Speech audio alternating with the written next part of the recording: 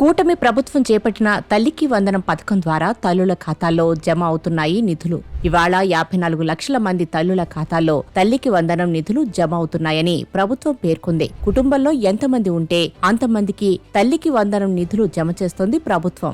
ఒక్కో విద్యార్థికి 13,000 చొప్పున తల్లికి వందనం నిధులు తల్లుల ఖాతాల్లో జమ చేస్తున్నారు. దీనికి సంబంధించి తల్లుల ఖాతాల్లో జమ అవుతున్నట్టు స్క్రీన్ షాట్లు కూడా షేర్ చేస్తున్నారు. 3 పిల్లలు 4 పిల్లలు తల్లుల ఖాతాల్లో తల్లికి వందనం నిధులు క్రెడిట్ అవుతుండటంతో వారి ఆనందానికి అవధులు లేకుండా పోతున్నాయి. తల్లికి వందనంలో ఖాతాల్లో పడగా మిగిలిన 2,000 పాఠశాలల అభివృద్ధి కోసం కలెక్టర్ల ఖాతాలో జమ చేస్తున్నారు. 1వ తరగతి ఇంటర్ ఫస్ట్ ఇయర్ వాళ్ళకి జూలై 5న తల్లికి వందనం నిధులు జమ అవుతాయి. ఎందుకంటే అడ్మిషన్ల ప్రక్రియ కొనసాగుతుండటంతో అధికారులు ఆ డేటాను ప్రభుత్వానికి పంపుతున్నారు. తల్లికి వందనం డబ్బులు జమ అవని వారు వాట్సాప్ గవర్నెన్స్ ద్వారా 9552300009 నెంబర్లో ఒకసారి చెక్ చేసుకోవచ్చునని ప్రభుత్వం తెలిపింది.